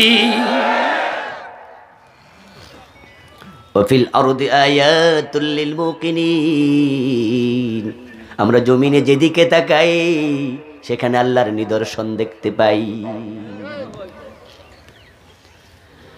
انظر إلى المرء وقل من شق فيه بصره من ذا الذي جهزه بقوة مفتكرة ذاك هو الله الذي أنعمه منهمرة।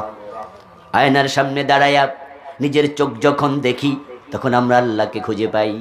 চোখের উপরে হাত দিয়ে দেখি শক্ত হাড্ডি, নিচে হাত দিয়ে দেখি শক্ত হাড্ডি, ডান পাশে শক্ত হাড্ডি, বাম পাশে শক্ত হাড্ডি। আমরা নিজেকে প্রশ্ন করি, এই শক্ত হাড্ডি ছিদ্র করে নরম চোখ বসানোর জন্য একজন কারিগর আছে না নাই?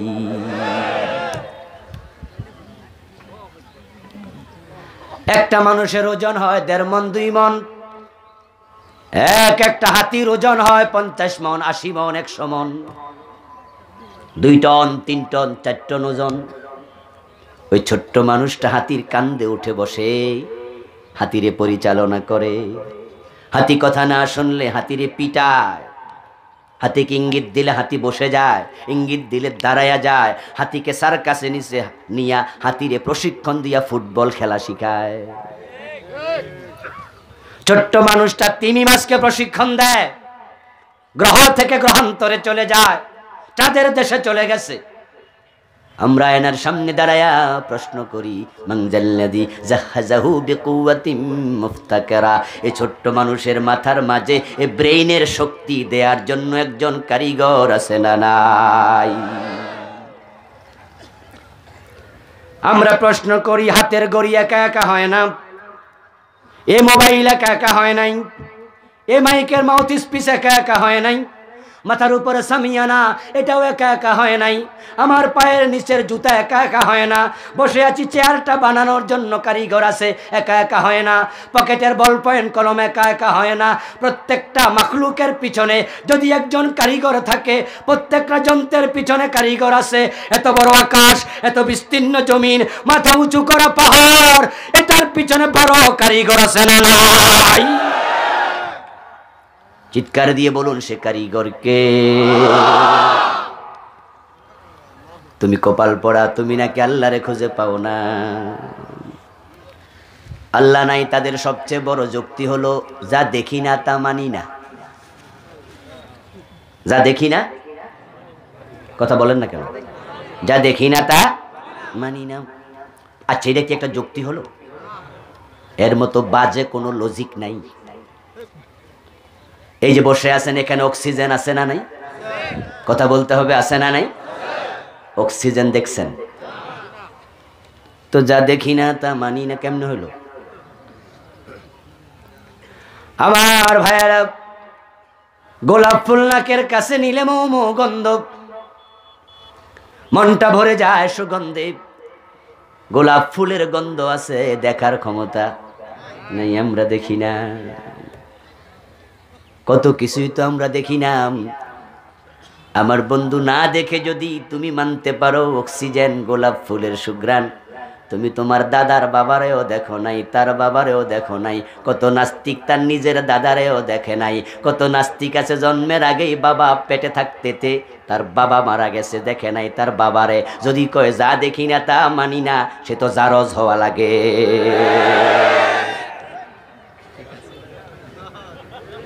এই জন্য আমি বলি, আনসিন ইজ নাথিং, এর মতো বাজে কোনো যুক্তি আর নাই। একবারে চরম বাজে যুক্তি। একবার পড়া নাস্তিক, ওরা জাহান্নামী, পরে দ্বিতীয় দল জাহান্নামী কাফের। কাফের তো তারা যারা আল্লাহর বিধানের সাথে সংঘর্ষ করে। আমার বন্ধু, কোরআন হাদিসে যে বিধানগুলো সাব্যস্ত, যদি তুমি একটা স্বীকার করো ঈমান থাকবে না। কাদিয়ানি কালেমা পড়েছে কিন্তু কাফের, কারণ তারা কোরআনের একটা বিধান মানে না। সে বিধান হলো বিশ্ব নবী, শেষ নবী। কাদিয়ানি কিন্তু মুশরিক নয়।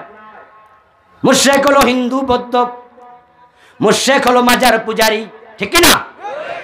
পীরের পায়ে সেজদা দেয়, এগুলো মুশরিক। কাদিয়ানীদের মাঝে আছে 5 ওয়াক্ত নামাজি, লা ইলাহা ইল্লাল্লাহ কালেমা পড়ে, মুহাম্মাদুর রাসূলুল্লাহ কালেমা পড়ছে। সব করার পরেও তারা কাফের, কারণ তারা বিশ্ব নবীর শেষ নবুয়ত এটা মানে না। তাদের ঈমান হলো বিশ্ব নবীর পরেও আরো কিছু নবী আসবে। নাউযুবিল্লাহ। অথচ আল্লাহর বক্তব্য, নবী মুহাম্মদ খাতামুন নবিয়্যিন, ওনার পরে আর কোনো নবী নেই। শুধু একটা বিধানের সাথে কন্ট্রাডিক্টরি হওয়ার কারণে কাদিয়ানীদের ঈমান চলে গেছে। এখন আপনারা যারা আছেন আমার সামনে, জান্নাতি কমে গেছে, কারণ তারা ঈমান হারাম। জান্নাতি হবে ঈমানওয়ালা। আপনার ঈমান আছে কিনা আপনি যাচাই করেন। কাদিয়ানী কোরআনের 4 অক্ষর মানে না, তাদের ঈমান চলে গেছে। আপনারা যারা মানেন না ডজন ডজন অক্ষর, আপনার ঈমানও থাকবে না।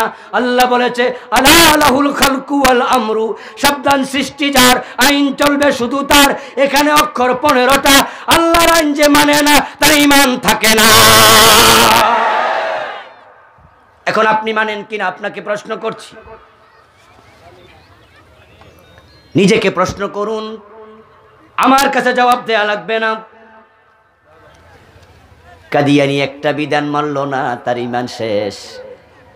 খাতামান নবীন মানল না, শেষ হয়ে গেল। শয়তান আল্লাহর ইবাদত করতে করতে করতে করতে ফেরেশতাদের ওস্তাদ হয়ে গেল। লাখ লাখ বছর ইবাদত করেছে, কিন্তু এক পর্যায়ে সে ঈমান হারা হয়ে কাফের হয়ে গেছে। আল্লাহর কয়টা আইন মানে নাই। শয়তান কোথাও বলে নাই আল্লাহ তুমি আল্লাহ না। শয়তান একবারও বলে না আল্লাহ তোমারে মানি না। শয়তান একবারও বলে নাই যে খাজা বাবার কাছে আমি কিছু চামু। বরং শয়তানকে আল্লাহ ঘোষণা করলেন, আবা ওয়াস্তাকবারা ওয়া কানা মিনাল কাফিরিন। এই আওয়াজটা একটু বাড়াই দাও তো। আল্লাহ বলে, শয়তান তুই অহংকারী, তুই কাফের। শয়তান কুফরির ঘোষণা শোনার পরে জান্নাতের সীমা থেকে বের হয়ে ফাখরুজ মিনহা ফাইন্নাকা রাজিম, বেরিয়ে যা, বেরিয়ে যা জান্নাতের সীমা থেকে। শয়তান বের হয়ে এবার বলে, রব্বি ফানজিরনি ইলা ইয়াউমিন ইউবআসুন, হে আমার রব, আমারে তুমি কিয়ামত পর্যন্ত হায়াত দাও। শয়তান দোয়া করছে কার কাছে? তো আল্লাহর অস্বীকার করলে কি দোয়া করতো? শয়তান আল্লাহকে আবার বলে রব্বি। কি বলে? রব্বি শব্দের অর্থ কি? আমার রব। তো হে কাফের কেমন হয়? হে তো আল্লাহর আমার রব। শয়তান আল্লাহরে বলে রব, এবং সে চায় আল্লাহর কাছে। এরপর সে কাফের। আল্লাহর ঘোষণা কানা মিনাল কাফিরিন, সে কাফের। এর কারণ সে আল্লাহর একটা আইন মানতে অস্বীকার করছে। আল্লাহ বলছে আদমরে সেজদা করো, সে কয় আনা খাইরুম মিনহু, আমি শ্রেষ্ঠ, করমু না। একটা আইন মানে নাই, সব শেষ। চোর ধরে হাত কাটো, এমন আইন কোরআনে আছে না নাই? মানছেন কয়দিন? ডাকাত ধরে শুলে দাও, কোরআনে আছে না নাই? জানা করলে 100 বেত লাগাও, পাথর মেরে হত্যা করো, বিবাহিত হলে কোরআন হাদিসে আছে না নাই? কয়দিন মানছেন? মদ খাইলে 80 বেত লাগাও, এমন বিধান হাদিসে আছে না নাই? হযরত ওমর তো নিজের ছেলেটাকেও ছাড়েন নাই। মদ্যপানের অপরাধে প্রিয় পুত্রকে নিজ করে মেরেছ দররা, মরেছে পুত্র তোমারই চোখের পরে। 80 বেতের আইন ওমর লাগাইছে, রাসূলের জামানায় মদ খাইলে দাঁত লাগানো হতো। বাংলাদেশে আইন স্বাধীনতার পরে 50 বছর চলে গেল, কয়দিন মানছো? শয়তান মানে নাই কয়টা? আমরা মানি না কয়টা? তো শয়তান কাফের, আমরা কি?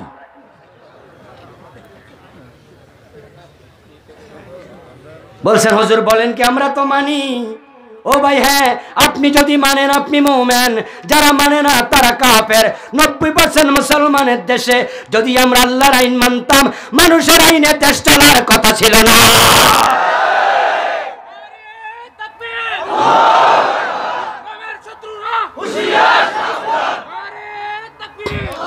আমার ভাইয়েরা, আমাদের অবস্থা হলো কাজীর গরুর মতো, কেতাবে আছে গোয়ালে।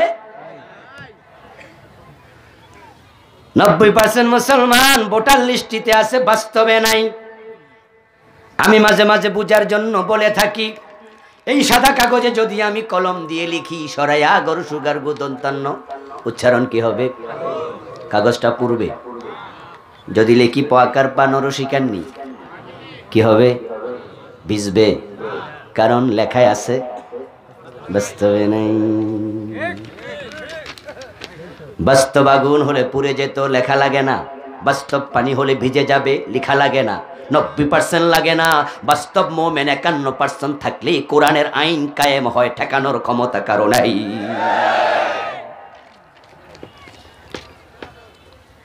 বরং কোরআনের আইনের কথা বললে চেহারা কালো হয়ে যায়, এমন নামাজিও আছে না নাই?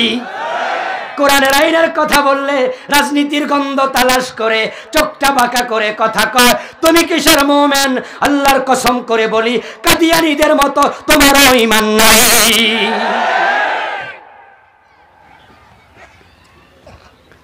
কাফেররা জাহান্নামী হবে। আল্লাহর একটা বিধান মানবা না, তুমি কাফের হওয়া লাগবে। সব মানতে হবে, সব মানতে হবে। আল্লাহর আইনের পক্ষে কথা বলছি, তাই কালকেই আল্লাহর আইন বাংলাদেশে কায়েম হয়ে যাবে এটা নয়। কায়েম হবে হযরত ঈসা নবী আসলে, এর আগে নাও হতে পারে। কিন্তু কথা বলে যেতে হবে, কাজ করে যেতে হবে। ঈমান নিয়ে মরতে চাইলে তোমাকে আল্লাহর আইনের পক্ষেই থাকতে হবে। আল্লাহর আইন কায়েম হোক আর না হোক, এর বাহিরে যাওয়া যাবে না। 3 নাম্বার দল যারা জাহান্নামী হবে তারা মুশরিক। শিরিক করলে খবর আছে, ঈমান শেষ। শিরিক নিয়ে আমার আলাদা আলোচনাও আপনারা হয়তো শুনেছেন, বইও লেখা আছে। আজকের স্টেজেও পাবেন সে বইটি। শিরিক করা যাবে না, করলে শেষ। তাহলে আমরা জানলাম যারা নাস্তিক তারা জাহান্নামী, যারা কাফের তারা, কথা বলুন, যারা মুশরিক তারা। এরপরে 4 নাম্বার গ্রুপ হলো মুনাফেক। মুনাফেক তারা শুধু জাহান্নামী নয়, তারা থাকবে জাহান্নামে সবার নিচে। ইন্নাল মুনাফিকিনা ফিদ দারকিল আসফালি মিনান নার। মুনাফিকরা আল্লাহর কাছে এতটা ঘৃণিত, আল্লাহ জাহান্নাম উদ্বোধন করবেন যাকে দিয়ে, সে হলো মুনাফিক। ইন্নাল্লাহা জামিউল মুনাফিকিনা ওয়াল কাফিরিনা ফি জাহান্নাম জামিয়া। وعد الله المنافقين والمنافقات والكفار نار جهنم। আল্লাহ ওয়াদা করেছেন, সিদ্ধান্ত নিয়েছেন, তিনি মুনাফিকদেরকে জাহান্নামে প্রথমে ফেলে দেবেন। আমার বন্ধু মুনাফিক কে, তাকে আপনাকে চিনতে হবে। যদি আপনি দেখেন মুনাফিকের চরিত্র আপনার মাঝে আছে, এখনো তাওবা করার সুযোগ আছে না নাই? এবার আসল পয়েন্টে এসে গেলাম, কম কথায় শেষ হবে ইনশাআল্লাহ। এখানে হিন্দু আছেন কে কে? একটু হাত তোলা দেন দেখি। নাই। নাস্তিক আছেন কে কে? নাই। বৌদ্ধ, ইহুদি, খ্রিস্টান? নাই। কিন্তু মুনাফেক আছে। কারণ মুনাফেক যারা, তারা সবাই কালেমাওয়ালা হয়, কালেমা মানে, কিন্তু কালেমার আইন মানে না, তারাই মুনাফেক হয়ে যায়। তারা বলছে লা ইলাহা ইল্লাল্লাহ, আল্লাহ ছাড়া কাউকে মানি না, কিন্তু পরক্ষণে দেখা যায় আল্লাহর আইন মানে না। ইয়াকুলুনা আমান্না বিল্লাহ ওয়া বির-রাসূল সুম্মা ইয়াতাওয়াল্লা ফারীকুম মিনহুম বা'দা যালিক ওয়া মা উলাইকা বিল মুমিনিন। তারা মুমিনদের কাছে যাবে, মুমিনদের কাছে গিয়ে বলবে আমরা তোমাদের সাথেই আছি। ইযা লাকুল্লাযীনা আমানু ক্বালু আমান্না ওয়া ইযা খালাউ ইলা শায়াতিনহিম ক্বালু ইন্না মাআকুম। তারা মসজিদেও যাবে আবার মন্দিরেও যাবে, তারা মসজিদও বানাবে, রাস্তার মোড়ে আবার মূর্তিও বানাবে। তারা দুদিকে আছে, আপনি তাদের তালিকায় থাকবেন না। আমরা জান্নাতে যেতে এসেছি, ঠিক না? নেফাক থাকলে আজকে তওবা করতে হবে। আপনি মসজিদও বানাবেন আবার মূর্তিও বানাবেন, এটা হবে না। মুমিনের চরিত্র হবে মৌমাছির মতো, মোমেন মাছির মতো হবে না।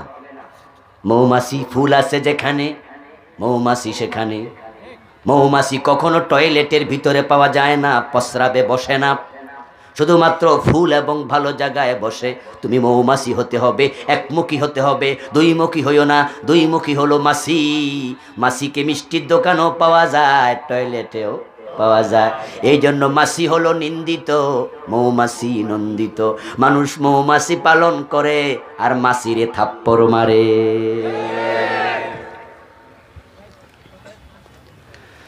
আপনি মাহফিলে এসে সভাপতি হবেন, মাহফিলে এসে আপনি অতিথি হবেন, আবার মমতাজে বেগমের গানের মাঝেও সভাপতি হবেন, সেখানেও অতিথি হবেন। আপনি মৌমাছি নয়, আপনি মাছির মতো দ্বিমুখী হয়ে গেলেন।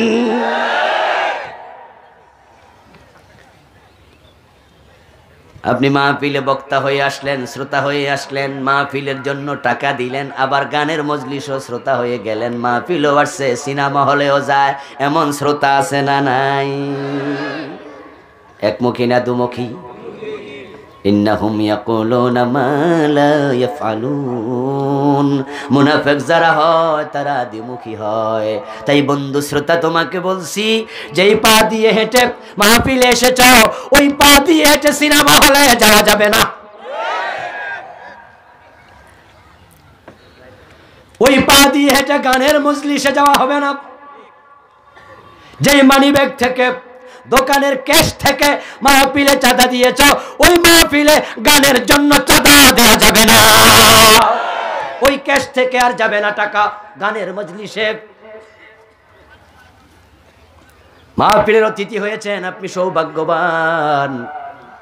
ওই বেটা আর কোনোদিন গানের অতিথি হতে পারে না। যদি আমরা একমুখী হয়ে যেতাম, তাহলে অন্যায়কারীরা অন্যায় করার সুযোগ পেত না। গানের আয়োজন করবে, টাকা নাই। গানের আয়োজন করবে, অতিথি নাই। গানের আয়োজন করবে, সভাপতি পাওয়া যায় না, কেউ হয় তেরা হতে রাজি না। গানের আয়োজন করে, শ্রোতারা বলে আমরা মাহফিলে গিয়েছি, গানে আর যাব না। তখন গানওয়ালারাও মাহফিলের আয়োজন করবে। সমাজের অন্যায়গুলো ধীরে ধীরে কমে যাবে। কিন্তু আমরা বলছি না না না, আমরা তো জনপ্রতিনিধি। মাহফিলও আমাদের ভোটার আছে, গানের মজলিসও আমাদের ভোটার আছে। তাই মাহফিলে আমি 1 লাখ দিলাম, গানেও যাই 1 লাখ দিমু, সব ভোট আমি ফামু। সুবিধাবাদ জিন্দাবাদে মোমেন হওয়া যায় না। তুমি এমন কেন হতে যাও বন্ধু? মসজিদের ইমামের দিকে তাকাও। যারা গান শোনে তারাও জুমার দিন যায়, যায় না? কথা বলতে হবে, যায় না? যারা গান শোনে, যারা গানের আয়োজন করে, তারাও জুমার দিন হুজুরের কাছে যায়, জুমার মসজিদে নামাজ পড়ে, হুজুরের মাঝে মাঝে বাড়িতে দাওয়াত দিয়ে খাওয়ায়, হুজুরের বেতনে তারাও অংশগ্রহণ করে, চাঁদা দেয় মাসিকভাবে। কিন্তু ইমাম সাহেব রে, কোনোদিন মমতাজের বেগমের গানে সভাপতি বানানো যাবে না। যদি কয় হুজুর আপনি সভাপতি না হইলে আমি চাঁদা দেয়া বন্ধ করে দেব, হুজুর বলবে তোমার চাঁদার প্রয়োজন নেই। যদি মমতাজ বেগমের গানের মাঝে আপনি সভাপতি না হন, চাকরিটাই থাকবে না। আপনার ইমামতি কেমনে করেন দেখা দিমু, খাইয়া দিমু চাকরি। হুজুর যাবে? কথা বলেন না কেন? হুজুর যাবে? হুজুরের পেট ফিট নাই, বউ সন্তান নাই, টাকা পয়সা লাগে না, তো যায় না কেন? চাকরি ছেড়ে দিতে রাজি, গানের মজলিসে সভাপতি হতে রাজি হবে না। তুমি কেন হইবা? ওই ইমামের মতো চরিত্র তোমাকেও তৈরি করতে হবে। দুমুখী হলে আল্লাহর জান্নাত পাওয়া যায় না। মুনাফিকরা দ্বিমুখী হয়। মুনাফিকরা আল্লাহর আইনের ব্যাপারে অশ্রদ্ধা পোষণ করে। ইযা কিলা লাহুম তাআলাউ ইলা মা আনজালাল্লাহু ওয়া ইলার রাসূল রাআইতাল মুনাফিকিনা ইয়াসুদ্দুনা আনকা সুদুদা। ও নবী মুহাম্মদ, তাদেরকে যখন বলা হবে কোরআনের কাছে আসো, হাদিসের কাছে আসো, লিয়াহকুমা বাইনাহুম, কোরআন হাদিস দিয়ে ফয়সালা করতে চাই, আইন বানাতে চাই, দেশ চালাতে চাই, তখন তারা বলবে এত ঝামেলায় আমি নাই।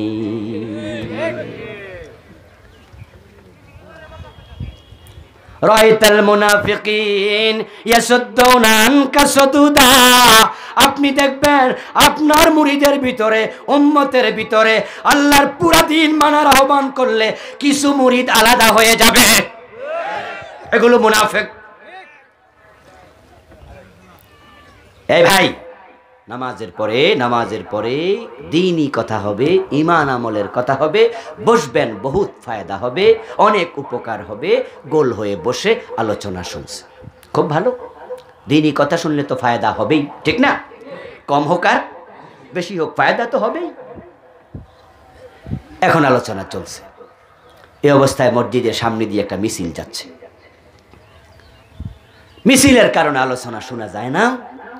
আলোচক একটু চুপ, কয় মিছিলটা পার হইয়া যাক, এরপর আলোচনা। 1 মিনিট বন্ধ। মিছিল থেকে আওয়াজ আসছে, অমুক জায়গায় যাত্রা প্যান্ডেল হবে। ওই যাত্রা প্যান্ডেলের বিরুদ্ধে তারা টিউনু সাহেবের কাছে স্মারকলিপি দিতে যায়। হ্যাঁ, আমাদের কটিয়াদি প্রপারে যাত্রা প্যান্ডেল হবে না, এটা আমরা মানি না, এটা ভেঙ্গে দেয়া হবে। মিছিল থেকে আওয়াজ আসছে, তারা শুনতে পাচ্ছে যারা গোল হয়ে ফায়দা নিতেছে যে এখানে মিছিল যায় যাত্রা প্যান্ডেলের বিরুদ্ধে। আমি আপনাকে বলছি, আপনি ফায়দার মজলিস রেখে ওই টাইমে মিছিলে যাওয়া আপনার জন্য ফরজ হয়ে যাবে।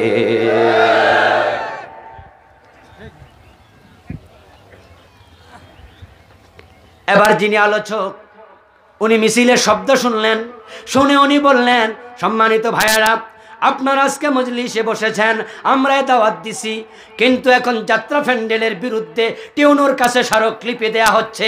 চলেন আমরা এই আলোচনা কালকেও করতে পারবো, ঠিক না? মাগরিবের পরেও করতে পারবো, এশার পরেও করতে পারবো। চলেন একটু আমরাও মিছিলে যাই। আপনাদের কাছে জানতে চাই, সবাই যাইতে রাজি হইব? এখনই মুনাফিক চেনা যাবে। কিছু বলবে হুজুর চলেন, আর 2-4 জন বলবে হুজুর আমনে যান। আর যাইবেন যে আপনি বুঝিয়েন, আমি কিন্তু রাস্তার মোড়ে পুলিশ দেখে আইছি, বুঝা শোনা যায়েন হুজুর। রাআইতাল মুনাফিকিন ইয়াসুদ্দুনা আনকা সুদুদা। মুনাফিক দেখার জন্য বাহিরে যাওয়া দরকার নাই, ওই মসজিদের ভিতরে, ওই মজলিসে যারা যেতে রাজি হবে না, এরাই মুনাফিক, তাদেরকে চিনতে হবে।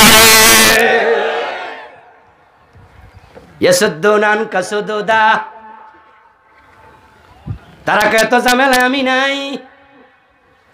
এজন্য আমি বলে থাকি বন্ধু, আল্লাহ যে মুনাফিকদের জাহান্নামে আগে ফেলবেন, তাদেরকে সবার নিচে দেবেন, কারণ আছে। কারণ হলো বন্ধু, দিন যে কায়েম হয় না, বাংলাদেশে হিন্দুর দোষ নাই, বৌদ্ধের দোষ নাই, ইহুদি, খ্রিস্টান, বৌদ্ধ, মগ, চাকমা, যত জাতি সবাই মিলে 10%, আর আমরা ইমানওয়ালায় তো 90%। ওদের কি দোষ? এই দেশে দিন কায়েম হয় না এই কালেমাওয়ালাগুলার কারণে। যদি কালেমাওয়ালার আমরা একমত হয়ে যেতাম, আমি তো বলি বন্ধু সব কালেমাওয়ালাও দরকার নাই। কালেমাও পরে মদও খায়, কালেমাও পরে ঘুষও খায়, সুদও খায়, পরের জমি দখল করে, খারাপ মানুষ জুলুম করে, হত্যা করে, ধর্ষণ করে, এগুলো সব বাদ দেন। শুধুমাত্র 5 ওয়াক্ত নামাজি কালেমাওয়ালা।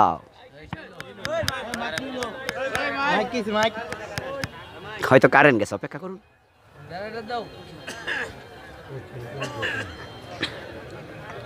এক কাপ চা দেওয়ার লোক নাই নাকি? পালাই দেন।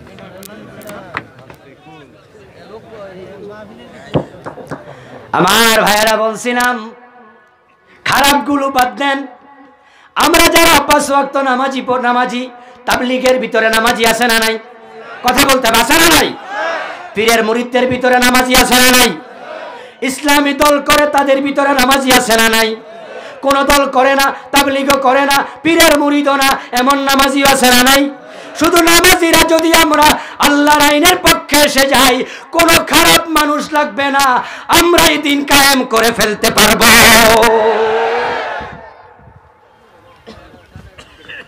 কিন্তু আমরা নামাজিদের কি খবর? আল্লাহর আইনের কথা শুনলে আমরাও অনেকে নাক ছিটকাই সরে যাই। যদি আল্লাহর আইনের কথা শুনলে তোমার ভালো লাগে না, বুঝে নিও দোস্ত তোমার কলবে ঈমান নেই। এই জন্য আমাদের মুমিন হয়ে মরতে হলে কোরআনের পক্ষে আসা দরকার আছে না নাই? মুনাফিকরা জিহাদের কথা শুনলে ভয় পায়, জিহাদের কথা শুনলে ভয় পায়, জিহাদের কথা শুনলে চেহারা কালো হয়, জীবনে জিহাদের আলোচনা করে না, জিহাদের কথা বলে না, এমন নামাজিও আছে না নাই? পীর আছে হাজার হাজার মুরিদ, জিহাদের ওয়াজ জীবনে একদিনও করে নাই। খতিব হয়ে নামাজ পড়াচ্ছে 30 বছর খতিব, জিহাদের ওয়াজ একটা জুমাতেও করে নাই। জিহাদের কথা শুনলে বরং কয় এসব এখন দরকার নাই, তুমি মুনাফিক, তুমি মুনাফিক। কোরআন মাজিদে জিহাদের আয়াত 500 তার উপরে। জিহাদের নামে বড় বড় অনেক সূরা, সূরা আনফাল, সূরা সাফ, সূরা তাওবা, সূরা মুহাম্মাদের অপর নাম সূরা কিতাল। নবী মুহাম্মদ 7 যুদ্ধের সেনাপতি। একজন সাহাবী পাওয়া যাবে না যিনি যুদ্ধের মাঠে যায় নাই। অন্ধ সাহাবী আব্দুল্লাহ ইবনে উম্মে মাকতুম যুদ্ধের মাঠে শহীদ হয়েছে। রাসূলের মেয়ে ফাতেমা মহিলা মানুষ যুদ্ধে গেছে। রাসূলের আপন ফুফি হযরতে সাফিয়া বিনতে আব্দুল মুত্তালিব যুদ্ধের মাঠে গিয়েছে। আর তুমি কিনা যুদ্ধের কথা শুনলে তুমি নাক ছিটকাও, তুমি যুদ্ধকে জঙ্গি জঙ্গি ভাবো। জিহাদের কথা শুনলে জঙ্গি জঙ্গি ভাবে। তাহলে জিহাদ মানে জঙ্গিবাদ যদি হয়, তাহলে সবচেয়ে বড় জঙ্গি তো তোমার দ্বারা নবী মুহাম্মদকে আক্রমণ হবে। তুমি জিহাদের কথা শুনলে মামলা দাও, তোমার মামলার প্রথম আসামি তো নবী মুহাম্মদকে করা লাগবে। জিহাদের বই পাইলে জেলে দাও, তাহলে কোরআনের মতো বড় জিহাদের বই তো আর নাই, সকল কোরআনওয়ালাকে মামলার আসামি করতে হয়। জিহাদ এবং জঙ্গিবাদ এক হতে পারে না।